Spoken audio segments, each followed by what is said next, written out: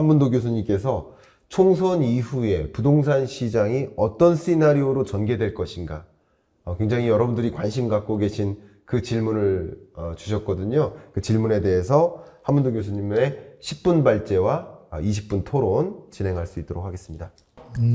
앞서 너무 좋은 내용들을 말씀들 많이 주셔가지고, 특히 박정희 교수님이 총선의 어떤 이후에 대한 그 부동산에 우리가 생각해 볼 분도 또 말씀 주셨어요. 그 이광수 대표님이 말씀 주신 것처럼 기대치가 있는 측과 상반되는 어떤 결과들이 지금 수요자, 공급자, 또 투자자, 무주택자 입장이 다 좀 다를 텐데요. 일단은 변화에 대해서는 일단 인지를 하시고 시장에 대처하셔야 될 것 같아요. 그래서 앞으로 지금 빨갛게 쏘는 것들이 이제 좀 부딪힐 겁니다. 정부에서 13 대책 때도 발표하고 120 때 또 완벽하게 해서 발표를 했음에도 불구하고 일단은 제동이 걸린 거예요. 저 부분이. 그러면은 소유주나 투자자 입장에서는 투자 요인이나 이런 긍정적 요인들이 사라진 겁니다. 일단. 그리고 반대로 무주택자 입장에서는 주택 가격의 더 이상의 뭐 일시적 반등의 추가 상승은 일단 좀 제한적으로 될 수밖에 없는 좀 좋은 상황으로 받아들일 수가 있죠. 무주택자분들은. 그리고 재개발 노후도 완화와 실거주물 폐지는 보시는 바와 같이 노후도 완화는 시행령이니까 바로 뭐 국무회의 거치면 이제 시행이 되는 겁니다. 문제는 법 조항들인데 좀 중요하죠, 다들. 그래서 세제 부담이 물론 공시가격 같은 경우에는 공정시장 가액비율이라고 그걸 활용해가지고 좀 세제를 좀 부담을 완화하고 있지만 이게 중장기적으로 갈 때는 또 2, 3년 뒤 어떤 현실에 대해서 미리 또 예측할 거거든요. 가진 분들은. 그런 부분을 생각하면 시장에는 하방 요인입니다. 결론적으로 그렇게 보시면 되고, 그래서 총선 이후 부동산 시장 변수들이 일단 정리가 됐어요. 큰 것들은. 그리고 GTX하고 뭐 지하 경부고속도로 지하 뭐 이런 공약들만 여야가 좀 합의를 한 상태죠. 합의를 했지만 아까 박정희 교수님 말씀하신 것처럼 또 제가 말씀드린 것처럼 GTX의 실현 가능성이 100% 가까운 데가 있고 조금 퀘스천이 찍히는 곳이 있다라는 거. 그래서 그 부분에 대해서는 일단 차지하고 시장이 동력이 좀 많이 약해졌다. 결론은 총선 이후 부동산 시장의 변수들이 동력이 약해졌다. 그리고 여기에 추가적인 변수가 어제 생겼죠. 환율 변동폭이 큽니다. 변동성이 너무 크다는 얘기는 펀더멘탈이 약하다는 얘기인데 그 부분에 대해서 지금 아무런 스피커가 없습니다. 당국에서. 그 얘기는 뭐냐면은 뭔가 정책적으로 꼬였다는 얘기입니다. 재정정책과 통화정책이 같이 조금 합을 맞춰서 부부라면은 부부간에 잘 얘기가 돼서 같은 방향으로 나가야 자식들이 따라가는데 지금 부부가 지금 사이가 안 좋은 것 같아요. 제가 개인적으로 볼 때. 그러면 아이들은 조금 정신이 없죠. 딱 그 상황인 것 같습니다. 국민들 입장이. 물가는 오르고 있는데 환율은 또 더 올랐으니. 그리고 또 왜 해외 변수들도 좀 안 좋잖아요. 그럼 그 변수들에서 정리해 보면 시장에 좋은 건 지금 거의 없습니다. 딱 하나 있죠. 아까 우리가 예측하는 시나리오 중에 어려워서 공사를 안 하다 보니까 2, 3년 뒤에 주택 공급 부족으로 오를 거다라는 희망적인 긍정적 뷰가 있지만 그것조차도 아까 이광수 대표님이 보여주셨잖아요. 뭐 이광수 대표님이나 저는 아는 것처럼 2009년도에 데자뷰가 지금 벌어지고 있거든요. 그래서 그 부분을 우리 시청자분들이 총선 이후 부동산 시장 변수 제가 어느 유튜브에서 봤었는데 이광수 대표님이 4월 이후 부동산 팍 뭐 이렇게 하고 저도 4월 이후부터 이렇게 하셨는데 약간 뷰는 다른 게 있습니다. 뭐냐면 신생아론 돈이 좀 있어가지고 4, 5, 6월, 3월, 3개월 정도는 버틸 것 같아요. 또 언론들이 약간 받쳐주면서 신고가 나온다고 자꾸 또 나오잖아요, 요즘. 그리고 상승 뭐 진짜 한국 부동산은. 근데 KB 통계는 또 하락이에요, 저번 주까지도. 맞아요. 그럼 두 개를 안 쓰잖아요, 기자분들이. 그러니까 우리 시청자분들이 판단할 게 뭐냐. 언론들보다는 지금은 유튜브 팩트를 믿는 게 맞다라는 것을 좀 인지하실 타임인 것 같아요. 영끌 완때 한 번 다 당하셨잖아요. 그죠? 끝까지 오른다 그랬잖아요.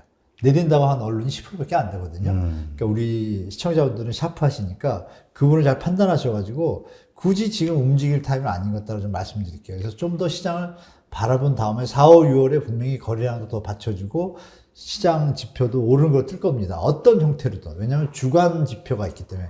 말씀 주신 주간 지표로 다시 한번 말씀드리면 한국 부동산은 부동산 주간 동향 지표는요. 표본이 아직도 공개가 안 되고 있습니다. 그러니까 언제든지 점점이 가능합니다. 약간의 변동성을 둬서.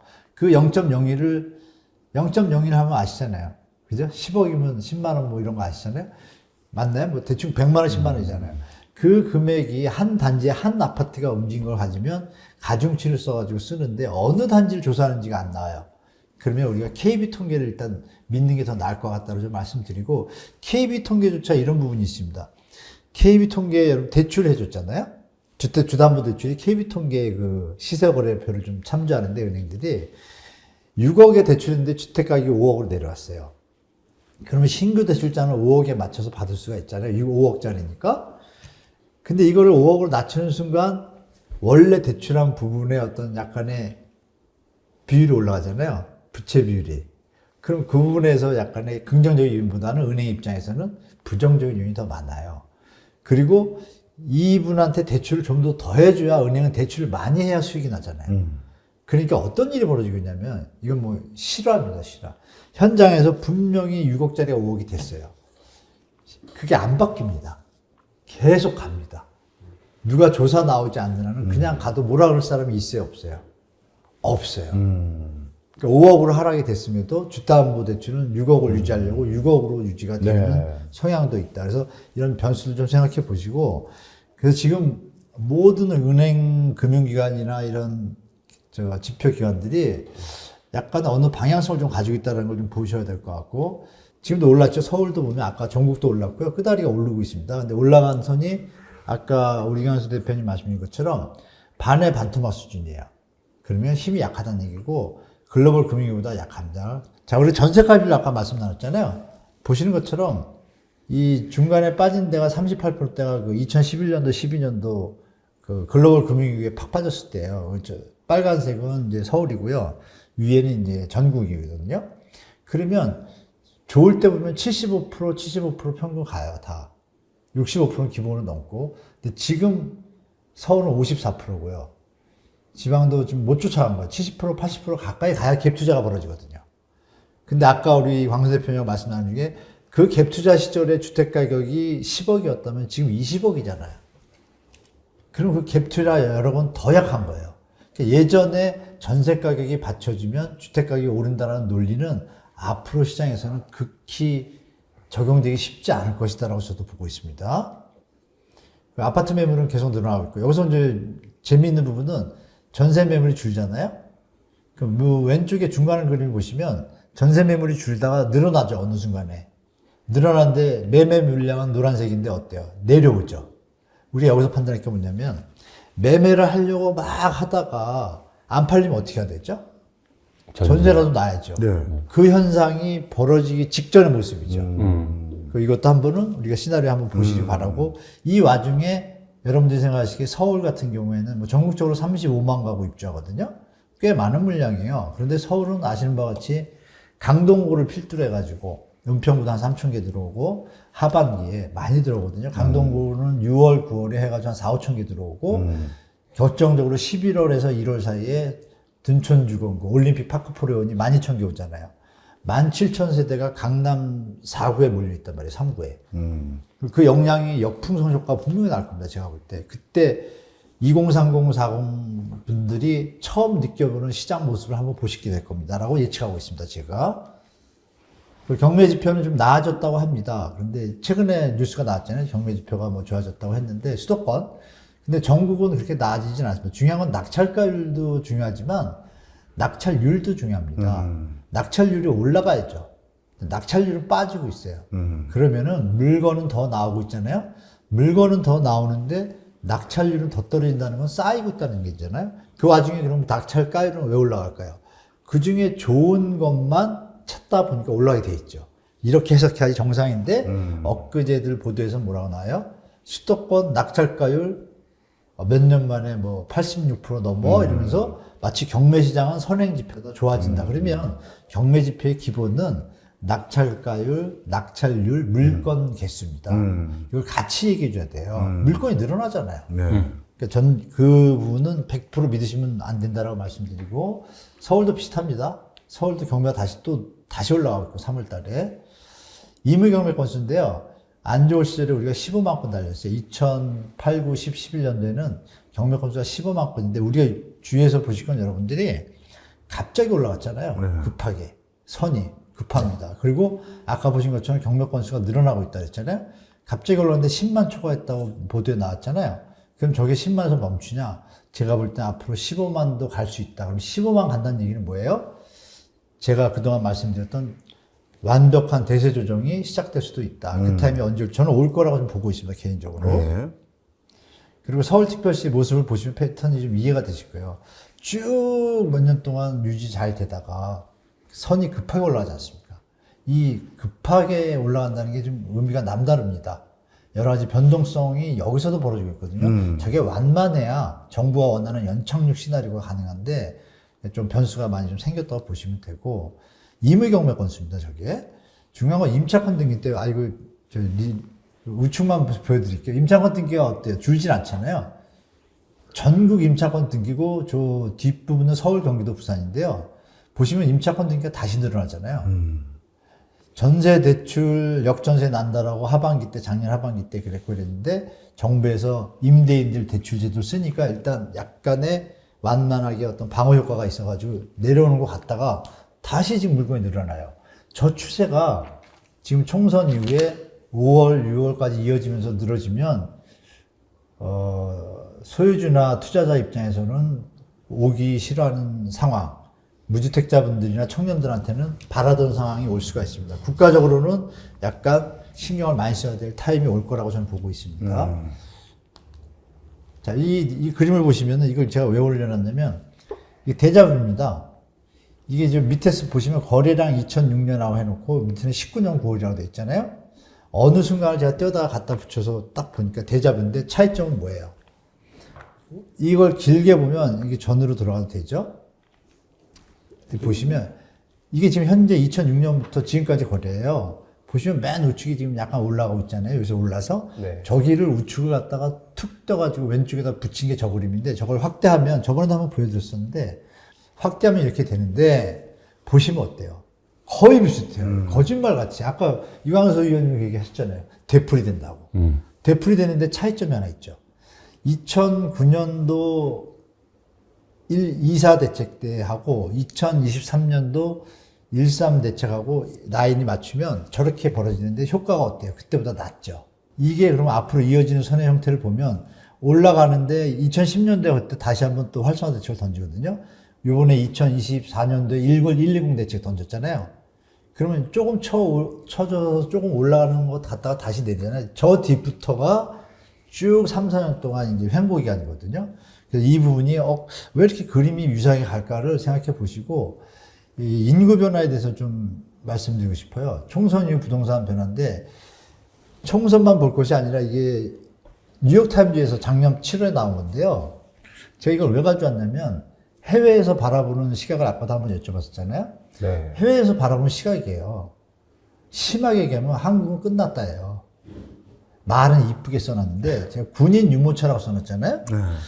그 페이지에 이렇게 넘어가다 보면 여러 개의 그래프를, 중요한 건 뭐냐면 저게 한국만을 타겟으로 한 게 아니라 세계 월드를 하면서 나온 한국에 대한 내용들이거든요. 저 보고서에 보면은 사우스 코리아 저 출산율에 대해서 딱 벌써 바닥이잖아요.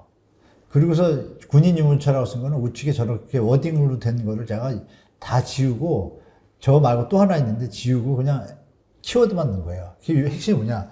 한국은 군인 수가 드디어 처음으로 50만 명대로 떨어졌다. 이 내용이 있고, 그 다음에 유모차가 애기들을 위한 유모차보다 애견들, 강아지를 위한 유모차가 더 팔리고 있는 나라가 한국이다라고 나와요. 그럼 그 단어 워딩을 우리가 볼 때 외국인이 이렇게 봤다라는 거는 심각하게 보는 거 아니에요. 그럼 환율 폭등도 어떻게 보면 꾸역꾸역 연결되잖아요. 그래서 이런 부분을 우리가 생각한다라면 주택 가격이 조정이 되지 않는 한 대한민국의 미래는 없다는 게 제 생각입니다. 정말로. 이거는 정말 일본을 따라갈 수도 있다. 그래서 아까 이 박정희 교수님 말씀 주신 국가 전략을 정말 새로 잡을 때고 미래를 생각하고 조금 좀 더 우리가 이제 투자나 자본 뭐 이런 쪽에 그동안 잘 살아왔잖아요. 이제는 미래를 생각하는 때가 좀 필요한 시기가 된 것 같다라고 말씀을 드리겠습니다. 네. 여기까지 하겠습니다. 네. 감사합니다. 자, 이제 발제를 들었는데요. 하나만 더 여쭤볼게요. 우리가 5월 25일 날 있을 세미나에서 네네네. 오늘 지금 부동산 시나리오 이렇게 말씀해 주셨지만 그때는 또 주로 어떤 이야기 많이 해주실 건지 아마 그때는 궁금해 하실 것 같아서. 워낙 우리 박 교수님은 국가적인 차원의 네. 부동산 매가 발전 전략, 또 후세를 위한 어떤 로드맵을 갖고 그 부분에 좀 말씀을 주실 거고, 네. 경제는 또 교수님 하시고, 네. 또 우리 이광수 의원님이 또 시장은 또 세밀하게 잘 봐주시니까, 네. 저는 사실 살 날이 많지 않거든요. 그런 말씀 하세요. 왜냐면 이제 체력 관리를 안 하고 제가 이제 저희 4명 중에 제일 오래 계실 것 같아요. 그러니까 이런 뜻은 뭐냐면 저는 사실 고등학교 때요. 고등학교 때는 대한민국 연령 평균 연령이 배울 때 뭐 55, 60으로 배웠어요. 그러니까 그때 고등학교 2학년 때 제 기억이 나 60까지 살면 나는 이제 잘 살았구나. 그 기억이 아주 강력하게 잡혀 있고 60이 이제 되는 거예요. 뭐지? 그러다 보니까 마음이 약간 그렇게 비인다 그럴까요? 이런 부분이 좀 많아요, 제가. 네. 그래서 그러고서 이제 세상을 보니까 이왕 사는 동안에 우리도 진짜 열심히 살았잖아요. 열심히 살고 문화 혜택을 보고 선배님들, 우리 베이비부머들이 열심히 한 덕분에 같이 잘 살았잖아요. 예. 근데 지금 청년 계층으로 갈수록 약간의 물질적인 어떤 뭐 발전은 있었지만 이 주택에 대한 개념에서 정신적으로 약간의 보이지 않게 스트레스를 받고 있잖아요. 네, 네. 그게 국가 발전에 도움이 안 되고. 그걸 보다 보니까 이제는 쉽게 말하면 이거죠. 먹고 살만 하니까 이제는 좀 같이 사는 해외 선진국 북유럽처럼 네. 그런 쪽으로 한 발 더 나가지 않나. 뭐 그런 생각이 들어서 그런 개념에서 포커스를 맞춰가지고 그런 의견들이 이제 많아질 거란 말이야. 그러면 청년들이 원하는 주택 시장의 방향이 있을 텐데 시장이 그러면 청년들 계층이 지금 캐스팅 모드잖아요, 지금. 그러면 분명히 어떤 시기가 10년 안에 올 거라고 봐요, 저는. 10년 안에 청년들이 그리고 역으로 제 위에 선배들 10년 지나면 좀 이렇게 먼저 좋은 데 가시는 분들 계실 거 아니에요? 네. 그러면 세상, 이 대한민국의 패러다임이 바뀌는 시간이 10년 뒤에 올 거예요. 10년 안에. 의식의 패러다임이. 그러면 그때 분명히 교수님이나 제가 말씀드리는 적정한 자본주의를 누릴 수 있는 부동산 건전한 시장이 되는 게 대한민국에서 좋다라는 의견들이 많아질 것을 대비한 시나리오. 그리고 인구 감소에 대한 인구 감소가 좀 심각하잖아요. 그럼 그 텀은 어쩔 수 없이 고통스러운 시간이 지나잖아요. 그런 뷰를 갖다가 좀 제가 일본의 사례를 들여다가 이렇게 가는데 우리가 만약에 시나리오가 이렇게 대처했을 때 대처해봤자 아기를 바로 낳는 건 아니잖아요. 그러면 지금 인구 감소로 꺾이는 그 데이터들이 있거든요. 이때는 시장이 확실히 안 좋아요. 그 뒤에 모습은 저는 10만 명 이런 얘기 하거든요. 제 아들 보고. 걱정 말고 애들 많이 낳아라. 집이 팅팅 남아돌 거다 있거든요. 근데 계산이 좀 나오거든요. 그러니까 일본 실제로 그렇잖아요. 물론 서울이나 도쿄 핵심 그렇지 않지만 그래서 그런 부분들을 좀 말씀드리고 뷰를 보면서 제 의견을 좀 말씀드리려고 합니다. 감사합니다. 네. 기대가 됩니다. 좀 길었네요. 제가. 아닙니다. 네, 죄송합니다. 근데 아까도 뭐 박정 교수님 말씀하셨는데 네. 뭐 교수님 워낙 이게 업계에 또 경험이 있으시거든요. 네. 시행업 PF. 네, 하시고 그래서 아까 네. 부동산 PF 말씀 네, 좀 네, 해주시면 PF요. 현재 상황, 뭐 4월 위기설 뭐 이런 네. 것도 말씀. 4월 위기설은 이제 진행 중인 거로 파악되고 있고요. 일단 이복현 조금 민감한 얘기는 제가 마라톤 세미나에서 조금 더 해드릴 수도 있고 네. 깊은 내용이죠. 그러니까 네. 실제로 현장에서 돌아가는 거. 그 한 예만 말씀 올리면 제 아는 이제 시행자분이 저축은행이 1순위로 브릿지론이 된 거예요. 저축은행이. 네, 네, 네. 그러니까 사업이 잘 가다가 푹 터졌잖아요. 지금 1년 반째잖아요. 그 이자를 물면서 유지하고 있어요. 사업 계획을 잡고서 뭐 계속. 근데 그 저축은행 한 곳에 1순위니까 얼마나 친하겠어요. 사업자하고 같이 살아야 되니까. 시장이 풀리고 정책도 봐야 되고 금리도 봐야 되고 막 머리 아픈 세월을 한 1년 반 지냈는데 이제 한 달 전에 저랑 통화하면서 한 얘기예요. 요점이 이겁니다. 큰일 났다. 왜 큰일 났냐. 큰일은 예전에 났는데 더 큰일이 난 거야. 어떤 일이 났냐면 대주협력단이라고 있잖아요. 네. 네. PF 사업장이 있으면 A, B, C 등급을 나눠가지고 B 등급인데 대주협력단에서 자금 지원을 해주면 살아날 수 있는 현장들도 있잖아요. 근데 그 1순위 트렌치가 저축은행이라고 이 은행이면 이 은행을 대주협력단에서 탁 빼면 어떻게 될까요? 그럼 무너지죠. 오리알이죠. 무너지죠. 네, 마치 왜 그 빅숏에서 이렇게 네. 세워놓고 빼잖아요. 그런 식이에요. 어. 그러니까 여기는 여기를 기대고 있었는데 진간가? 기대고 있으면서 자기가 후순위인 현장도 있었을 거 아니에요. 그 저축은행이. 아. 그러니까 제가 아는 시행자분은 여기만 보고 있었는데 이 저축은행이 아웃된 거예요. 그러니까 저축은행도 힘들죠. 그럼 저축은행이 이 사람을 봐줄까요? 봐줄 힘이 없어요. 네. 가는 수순이에요. 그게 지금 필드에서 벌어지고 있는 일이고, 그러면 그 저축을 또 왜 뺐을까요? 금융감독원장에. 그죠? 그럼 그 안에서도 여러 가지 지금 어려운 일들이 벌어지고 있다는 걸 예측할 수 있고, 최근에 태영건설 있잖아요. 네. 거기 KDB가 4천 꽂고서 7천억을 출자 전환해야 기업 구조 개선 계획이 이어질 것 같다는 워딩을 해요. 그게 되게 중요한데, 7천억을 지금도 돈을 못 받는데, 사업을 유지하기 위해서 7천억을 들어가는데 그게 그냥 출자 전환이에요, 또. 와, 이건 진짜 모험수거든요. 그러니까 이게 과연 지금 4월 셋째 주에 제가 하는 걸 알아요, 그 회의를. 네.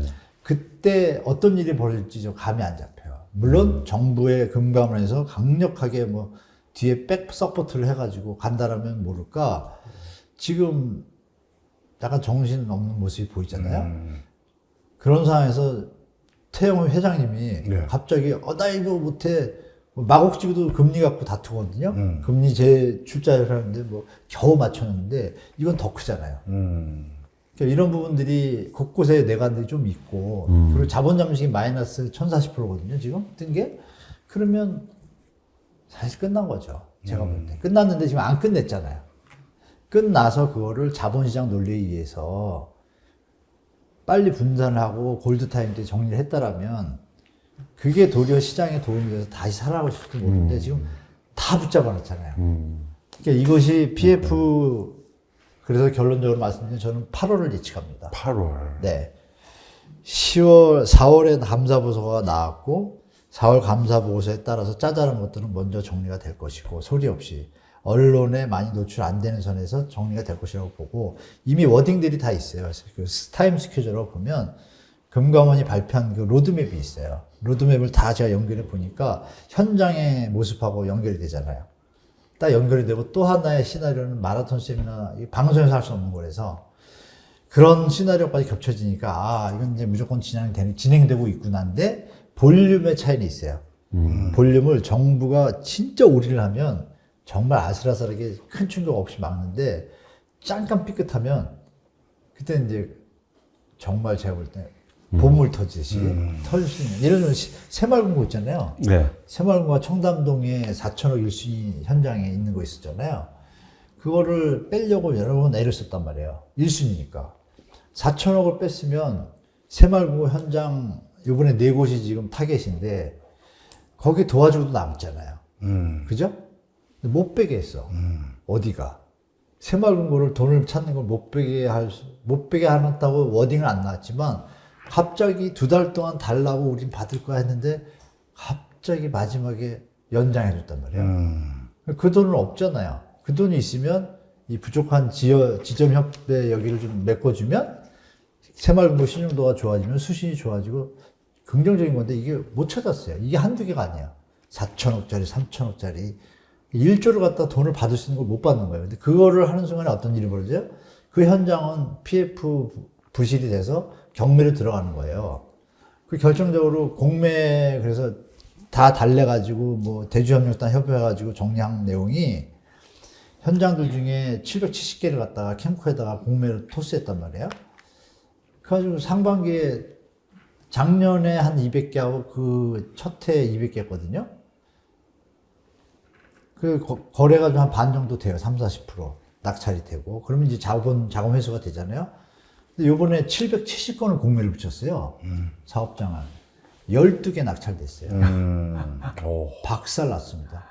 뉴스에 크게 안 나오잖아요. 2%네요, 2%. 1%. 그러니까 그럼 현장들이 다 문제가 있다라는 게 밝혀졌기 때문에 지금 PF가 혹시 잘 넘어갈 거다라는 기대는 사실 너무 과한 거다라고 말씀드리고, 마음의 준비하시고 대처하시면 될 것 같아요. 좋습니다. 혹시 하실 말씀? 저 아까 PF 여쭤봤고. 좋습니다.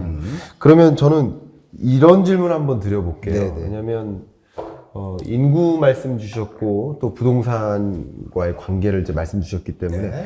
조금 이건 이제 토론거리인데 예, 예. 본질적인 질의예요. 어쩌면 왜냐하면 인구 감소의 과정에서 일인 가구의 증가? 예, 뭐 그런 이야기도 이제 가구를 이제 배제하고 네. 그러면 이제 나라를 걱정하는 마음에서 이제 좀 저출산 환경을 좀 극복하려면 네. 좀 집값이 조정돼야 된다. 저 그 부분 네, 맞는 저는 말씀이신 것 그렇게 같아요. 생각해요. 근데 여기서 한 가지 이제 고민 중에 하나는 인구 감소도 인구 감소고 저출산도 저출산이지만 고령화도 또 하나의 과제인 거예요. 다른 관점에서. 네, 네. 근데 우리나라가 국민연금 고갈되고 있고 곧 고갈될 것으로 보고 있고 그러면 지금은 사실 뭐 지금 이대로 구체적인 개혁이 없다면 지금 내 국민연금을 내기 시작하는 사람들의 경우에는 사실 그대로 받지 못한 개혁이 없다면 뭐 그런 구조 속에서 더더군다나 우리가 각자 삶을 고민해야 되는 국가가 나를 살려주지 않는 각자 도생. 그쵸. 그런 구조로 지금 가고 있는 거라고 판단할 수 있잖아요. 네. 이 구조 속에서 집값이 조정되면 네. 그럼 고령자들은 특히 뭐 영모기지라든가 네, 네. 집이라는 주택 하나의 영목. 자산에 주택연금. 의존하고 있는 이런 그 고령자들은 네. 그러면 집값이 떨어질 때 더 큰 우려가 시작되지 않을까 하는 그런 고민도 일부 있으시거든요. 이 부분에 혹시 어떤 견해를 갖고 그 계십니까? 일부라고 그러셨는데요. 네. 그분들은 다 차익 실현 되잖아요. 네. 간단하게 말씀드릴게요. 고령자들이 최근에 집을 사지 않았다면 제가 보기로는 최근에 고령자가 집을 산 비율은 극히 적을 거예요. 그럼 영끌한 게 아니잖아요. 그럼 고령자들이 이미 평균 연수도 제가 알기로는 9년에서 10년 보여다 팔고 있는데 네. 그분들이 무슨 손해를 봅니까? 무슨 문제가 있습니까? 이게 평균 함정 비슷하게 어떤 논리 함정이에요.